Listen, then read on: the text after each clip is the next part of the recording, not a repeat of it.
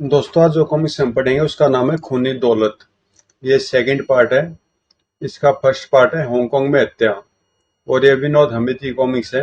इनकी जासूसी और एक्शन कॉमिक्स होती हैं। तो पहले आप इसका पहला पार्ट पढ़ लेना, तभी आपको पूरी स्टोरी समझ में आएगी। ये यहाँ पर जो स्टोरी दे रखी है ये इसके पहले पार्ट की है, तो इसको मैं छोड़ रहा हूँ। ये आपने पढ़ ली होगी, और नहीं पढ़ी हो तो प्ले लिस्ट में विनोद हामिद का फोल्डर है, उसके अंदर आपको ये कॉमिक्स मिल जाएगी। तो यहाँ तक की कहानी हम पढ़ चुके हैं, हांगकांग में हत्या। अब आगे पढ़ते हैं। उधर जूली भी अपने प्रेमी हार्डी के साथ आजुना जाने की तैयारियों में व्यस्त थी। सामान तो सारा पैक हो गया, 1 घंटे बाद हम रवाना हो जाएंगे। ओके। अचानक दरवाजे पर दस्तक हुई। खटखट। हार्डी देखना कौन है। जैसे ही हार्डी ने उठकर दरवाजा खोला, कौन हो तुम?" "हेलो।" गुंडों ने भीतर आकर दरवाजा बंद कर लिया। "कहाँ जाने की तैयारी हो रही है मिस जूली?" कहीं कहीं कहीं भी नहीं। "अगर कहीं नहीं जा रही हो तो हमारे साथ चलो, हम तुम्हें लेने आए हैं।" "नहीं।" फिर फिन जूली तथा हार्डी का अपहरण करके उन्हें अपने साथ ले गया, और किसी को पता भी न चल सका। उधर विनोद की पार्टी समुद्र में अपना सफर शुरू कर चुकी थी। "हम अर्जुना की खाड़ी में कब तक पहुंच जाएंगे?" डीन कहता था कि 4 दिन लगेंगे। "मिस्टर विनोद, इस स्टीमर का मालिक डीन भरोसे का आदमी है न? हमें सीधा साधा आदमी है, उसे केवल अपने किराए से मतलब है। मुझे तो जूली और हार्डी की ओर से खतरा है। वह भी सूटकेस की तलाश में जरूर आएंगे। जब आएंगे तो देखा जाएगा हमारे पास हथियार कितने हैं। पिस्तौल और छुरों के अलावा एक स्टेन गन भी है।" "चुप, डीन आ रहा है।" "आओ डीन, सब ठीक है न?" "यस मास्टर, मैंने नीचे केबिन में आप लोगों के बिस्तर लगा दिए हैं।" विनोद ने स्वीटी और चार्ली की ओर घूमकर कहा, "तुम लोग उस शैतान का नक्शा साथ तो लाए हो न? नक्शे के बिना भला हम कैसे आ सकते थे?" "क्या मिस्टर डीन हमारे मिशन के बारे में जानते हैं?" "हाँ, मैंने इन्हें समझा दिया था कि हमें समुद्र में कुछ तलाश करना है। मेरा ख्याल है कि नीचे केबिन में चलकर आराम किया जाए। चलो।" डीन को ऊपर ही छोड़ वह तीनों नीचे केबिन में चले गए। 4 दिन की यात्रा के बाद वे अर्जुना की खाड़ी में प्रविष्ट हुए। "अब हम अर्जुना के समुद्र में है मास्टर। यह किश्तियां किन लोगों की है?" विनोद ने दूरबीन से देखते हुए कहा, "यह अर्जुना के मछेरे हैं। यहाँ समुद्र में अर्जुना पुलिस के गश्ती स्टीमर भी बहुत घूमते रहते हैं। अब हमें बहुत होशियार रहना होगा।" "अब किधर चलो मास्टर?" विनोद ने स्वीटी से कहा। "उत्तर की तरफ चलो, वहां में एक लाइट हाउस नजर आएगा। रास्ता बताओ।" कुछ ही देर बाद स्टीमर उत्तर की तरफ बढ़ रहा था। "मिस्टर विनोद, अभी तक हमें वह स्टीमर नजर नहीं आया जो जूली और हार्डी को लेकर आया होगा। हो सकता है कि वह अभी पहुंचे ही न हो।" विनोद दूरबीन लगाए समुद्र को देख रहा था। "यह भी हो सकता है कि वह रास्ता भटक गए हों। हम इतनी जल्दी इसलिए पहुंच पाए हैं कि डीन बहुत अनुभवी नाविक है। तो फिर मेरी दुआ की वह सचमुच रास्ता भटक जाएं और यहाँ पहुंच ही न सके।" विनोद दूरबीन में देखकर चिल्लाया, "दूर एक लाइट हाउस नजर आ रहा है। हम जल्दी उस लाइट हाउस के निकट पहुंच जाएंगे।" थोड़ी देर बाद उनका स्टीमर लाइट हाउस के निकट पहुंच गया। "अब लाइट हाउस को केंद्र मानकर 1 मील पश्चिम की ओर चलो।" "सुन लिया डेन?" "यस मास्टर, पश्चिम की ओर 1 मील।" पश्चिम में 1 मील आने के बाद, "बस करो, यही वह जगह है। नीचे 1 मील के दायरे में ही किसी जगह वह सूटकेस है। लंगर डाल दो डीन।" लंगर डाल दिए गए। वह सब ऊपर डेक पर आ गए। जूली और हार्डी का स्टीमर यहाँ भी नहीं है। मिस्टर विनोद का विचार ठीक लगता है। वह लोग रास्ता भटक गए हैं।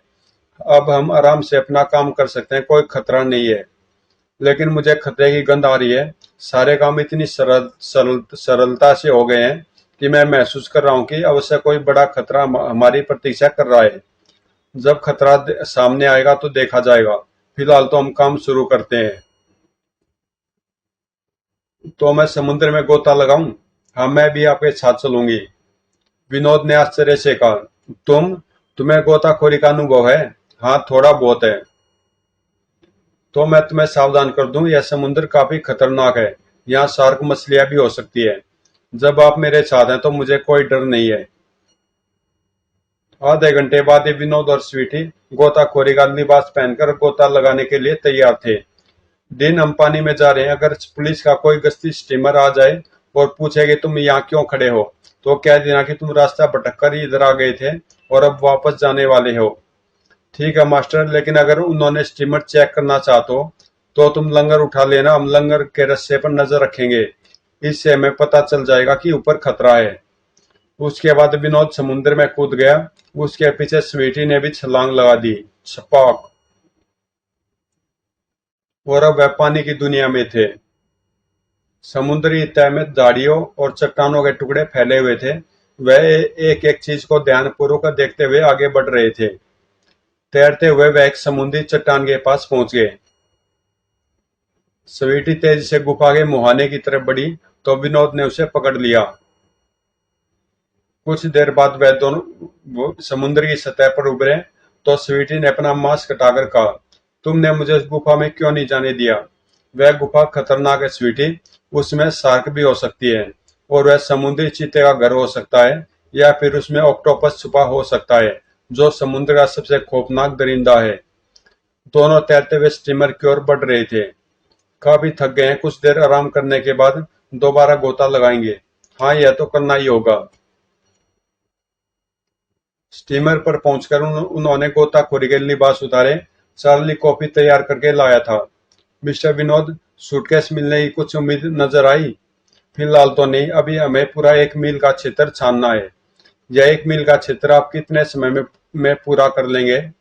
3-4 दिन तो लगेंगे। सच तो यह है कि मुझे कोई उम्मीद नजर नहीं आती। अगर वह रेत के नीचे दब गया होगा तो उसको पाल लेना संभव है। ऐसी निराशा भरी बातें न कीजिए मिस्टर विनोद, सूटकेस हमें जरूर मिलेगा। देखते हैं। 3-4 घंटे बाद वह दोनों फिर पानी में उतरे। लगभग 20 मिनट तक वह इधर उधर तैरते हुए सूटकेस तलाश करते रहे। फिर अचानक एक मुसीबत ने उन पर हमला कर दिया। शार्क। माय गॉड, यह पहले स्वीटी पर हमला करेगा। विनोद ने फुर्ती से स्वीटी की टांग पकड़ी और पानी में नीचे बैठ गया। शार्क उनके ऊपर से गुजरती चली गई। काफी बड़ी है। कुछ दूर जाकर वह फिर पलटी, लेकिन इतनी देर में विनोद ने अपना शिकारी खंजर निकाल लिया था। अगर इसके खंजर न लगा तो हम खत्म है। शार्क ने फिर हमला किया। सहायता करना भगवान।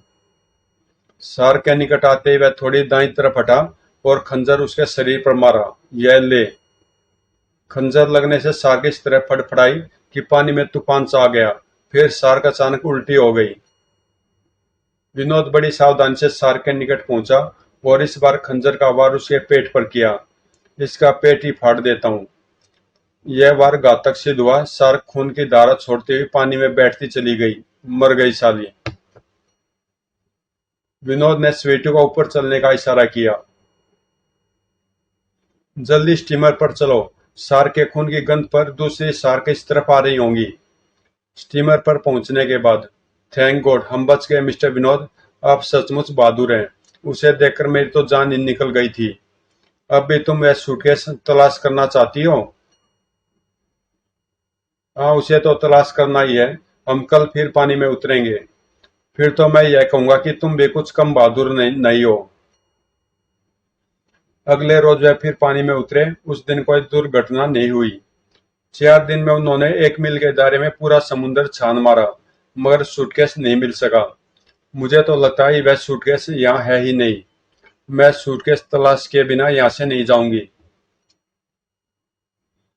5वें दिन सुबह स्टीमर पर नाश्ता करते हुए विनोद ने कहा, मेरा विचार है कि अब तलाश बेकार है। 1 मील के दायरे में हम एक एक इंच जगह देख चुके हैं, लेकिन हमने अभी एक जगह नहीं देखी।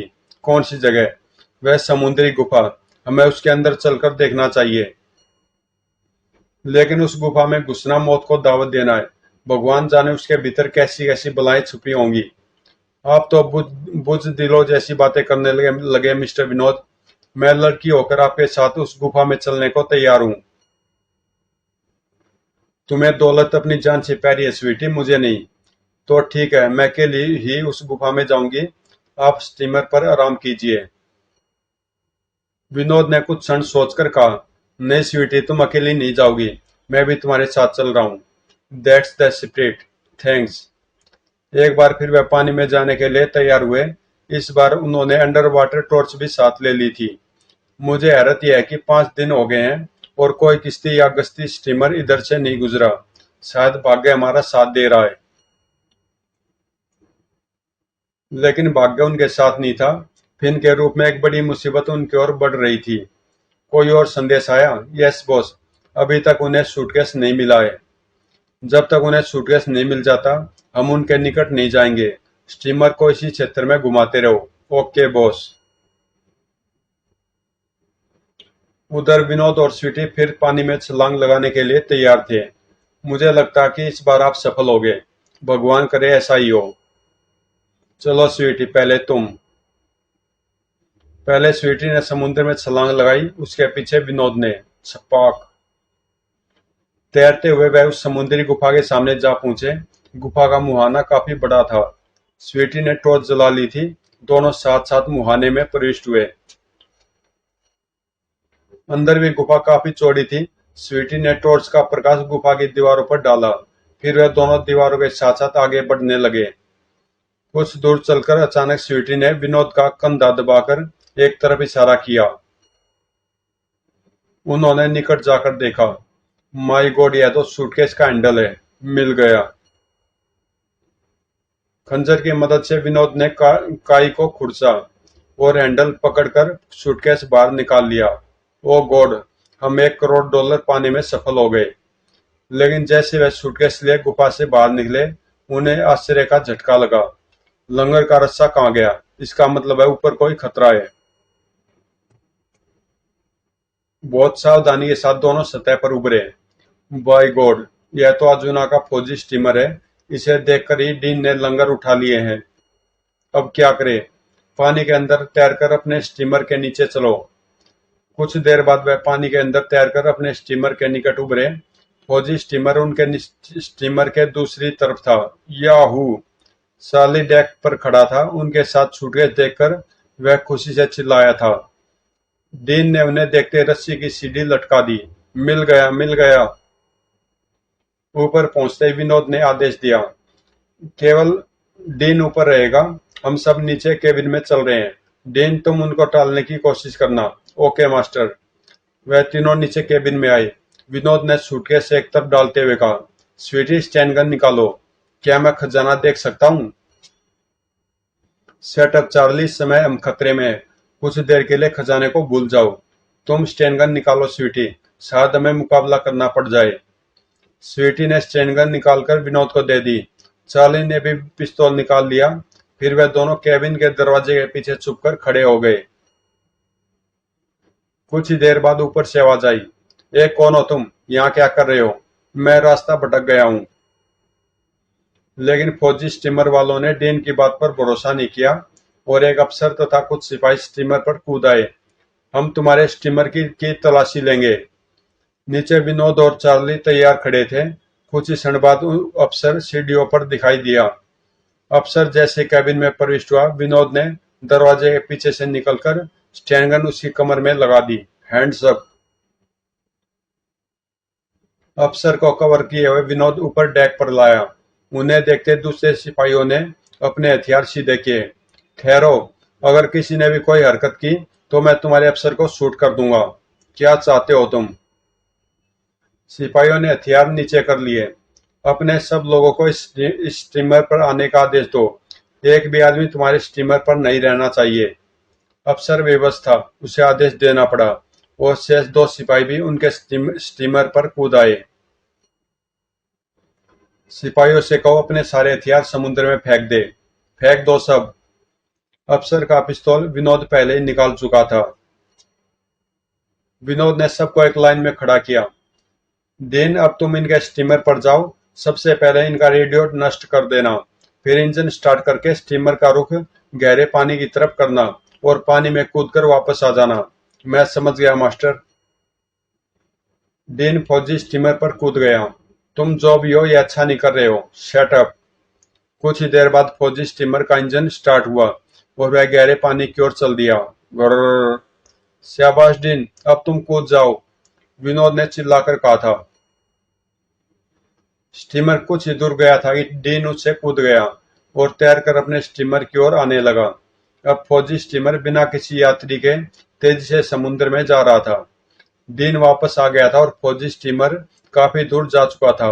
विनोद ने फौजियों से कहा, लाइट हाउस यहाँ से 1 मील दूर है और तुम 1 मील तक तो तैर ही सकते होगे। चलो अब सब समुद्र में कूद जाओ।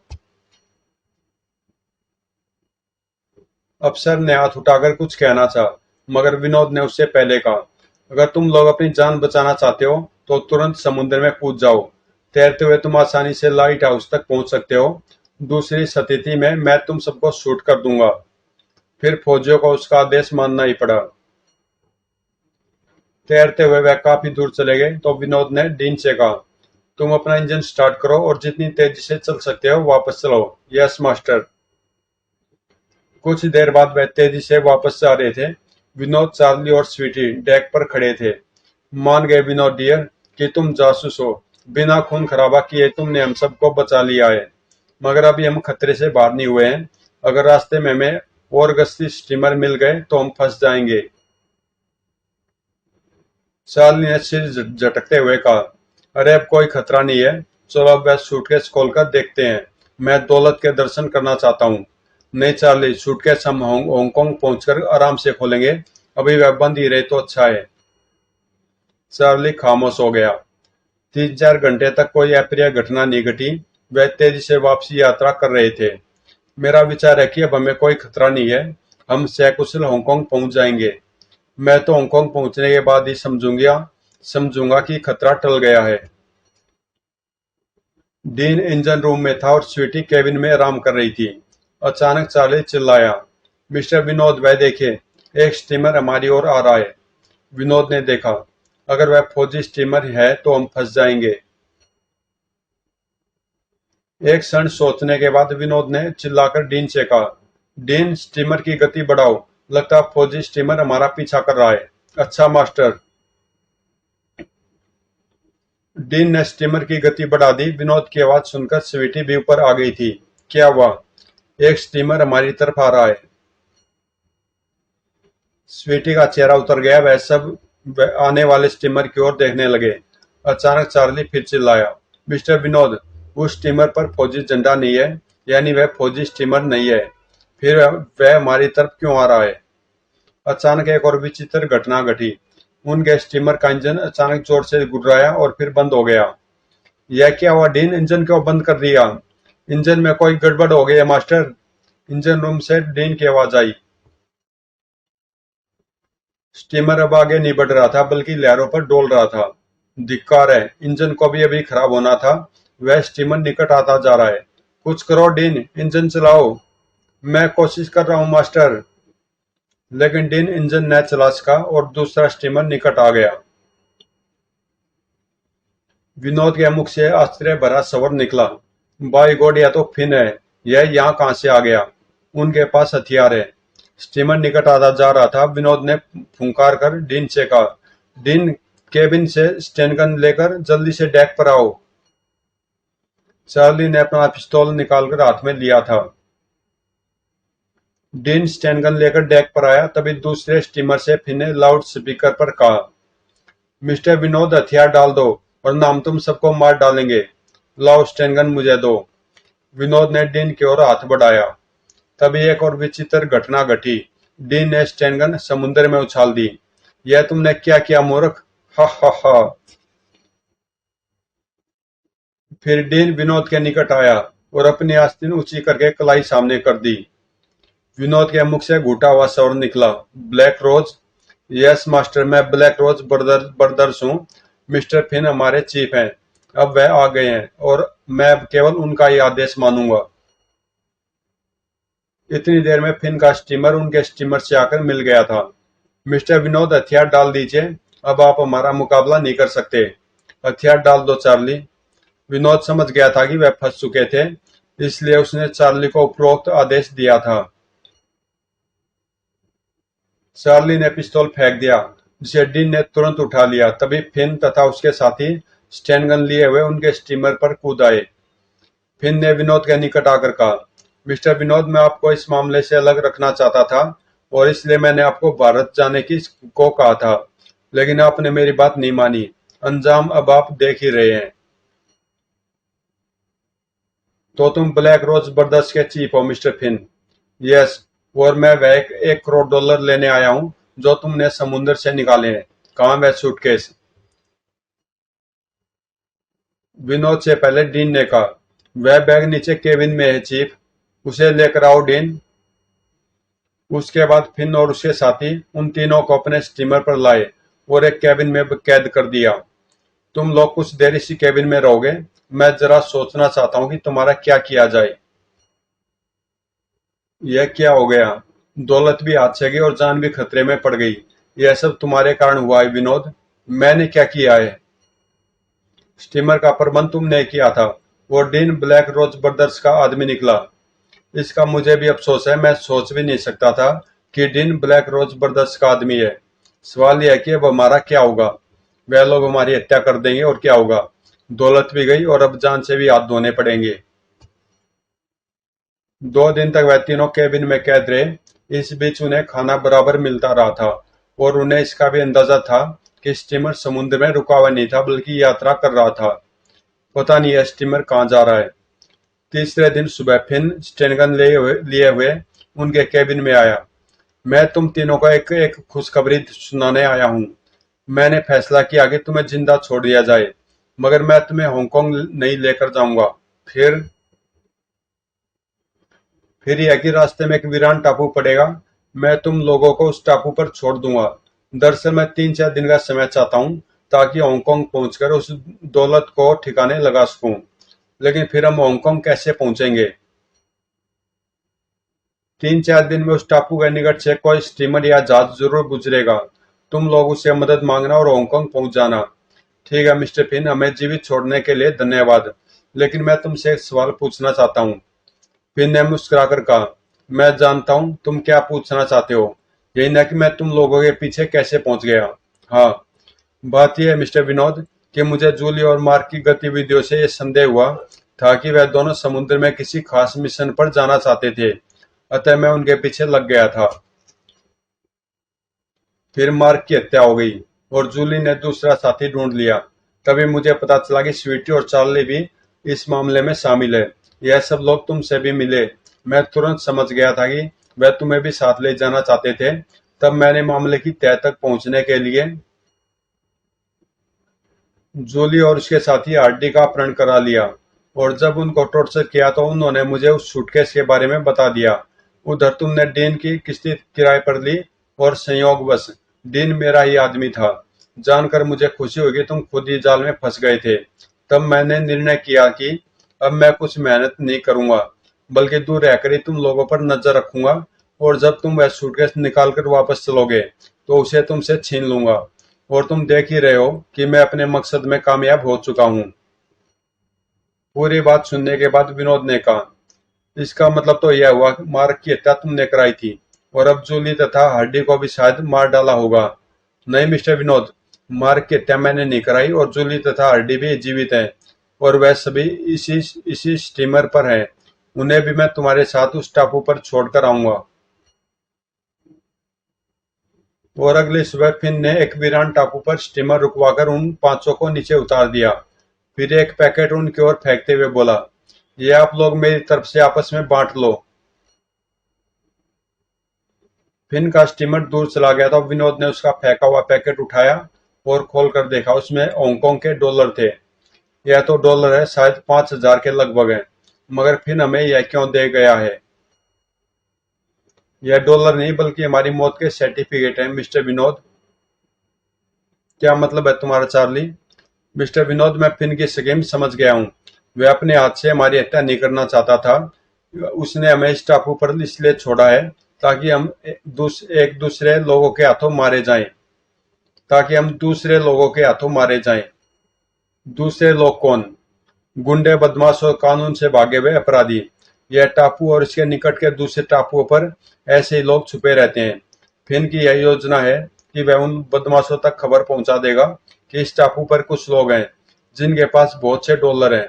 बस फिर वह सारे गुंडे हम पर हमला कर देंगे और हमारी हत्या करके वह डॉलर छीन लेंगे। हम उनका मुकाबला भी नहीं कर सकते क्योंकि हमारे पास हथियार नहीं है। इसका मतलब है कि फिन बहुत कमीना इंसान है, उसने हमारे साथ धोखा किया है। आने वाले खतरे से निपटने के लिए सब सिर जोड़कर बैठे। स्वीटी ने अपने गिरेबान से एक छोटा चाकू निकालते हुए कहा, मेरे पास यह चाकू है। उन्होंने मेरी तलाशी नहीं ली थी, इसलिए बच गया। यह चाकू हमारे काम बहुत काम आ सकता है। यहाँ झाड़ियों में बांसों के झुंड है, उनमें से बांस तोड़ो और चाकू से उनकी नोक बना लो, फिर वह भालों की तरह काम देंगे। वह सब तुरंत काम में लग गए। 1 घंटे बाद उन सब के हाथों में भालों की तरह नुकीले बांस थे। 6 घंटे बाद उन्हें समुद्र में किश्ती आती दिखाई दी। लगता गुंडे आ गए हैं, विनोद ने कहा। स्वीटी, ये लोग जैसे ही तट पर पहुंचे, तुम और जूली उनकी तरफ इस तरह जाओगी जैसे तुम्हें किश्ती देखकर बहुत खुशी हुई हो। फिर अचानक तुम दोनों पलटकर वापस भागना और इन झाड़ियों के निकट से गुजरकर आगे निकल जाना। गुंडे जैसे ही तुम्हारे पीछे आएंगे, हम उन्हें संभाल लेंगे। गुंडों की किश्ती तट पर आकर रुकी। स्वीटी और जूली उनकी तरफ गई। Help help! फिर अचानक वह पलटकर वापस भागी। गुंडे, बदमाश! भागती हुई दोनों लड़कियां उन झाड़ियों से आगे निकल गई जिनमें विनोद वगैरह छुपे हुए थे। और फिर जैसे ही पीछा करने वाले गुंडे झाड़ियों से आगे निकले, आह उफ! ई! अपने साथियों की चीखें सुनकर शेष 3 गुंडों ने पलट कर देखा। एक ने गोली भी चलाई, मगर आह! हाय! सारे गुंडे मर चुके थे। गोली लगने से हार्डी की भी मृत्यु हो गई थी, लेकिन उनके पास हार्डी की मौत पर अफसोस करने के लिए समय नहीं था। अतः लाशें वहीं छोड़कर वह गुंडों की किश्ती में सवार हो गए। जल्दी करो, इससे पहले कि कुछ और गुंडे इधर आ निकले। हमें यहाँ से दूर निकल जाना चाहिए। जल्दी! वह टापू से काफी दूर निकल आए। हम हांगकांग तट पर कब तक पहुंच जाएंगे? अगर लगातार चप्पू चलाते रहे तो शाम तक पहुंच सकते हैं। रात 9 बजे वे हांगकांग पहुंच गए। विनोद सबको अपनी कॉटेज पर ले आया। वहां आराम से बैठने के बाद, अब क्या करें? वह मिस्टर फिन से अपना बदला लेना है। वह समझ रहा होगा कि हम मर चुके हैं। हमें उनके पास चलना चाहिए। वह $1 करोड़ अभी उसके पास ही होंगे। लेकिन फिर हमें मिलेगा कहाँ? यह मैं जानती हूँ, मैंने उसका मकान देखा है। वह मैं अपहरण करके वहां लेकर गया था। तो फिर चलो। वह सब फिन के मकान पर पहुंचे। दरवाजे में ताला लगाए। विनोद ने अपने पिस्तौल की नाल ताले पर रखकर गोली चलाई। धुआं! खुल गया। अंदर चलो। वह सब भीतर प्रविष्ट हुए। अचानक उन पर फायरिंग होने लगी। धुआं धुआं! विनोद ने भी ऊपर की तरफ फायर किया। धुआं! ओह! तभी ऊपर से एक और गोली चली। वह चार्ली की छाती में आकर लगी। उफ! चार्ली! विनोद छलांग लगाकर सीढ़ियों पर पहुंचा। ई! उसके बाद ऊपर से गोलियां चलनी बंद हो गई।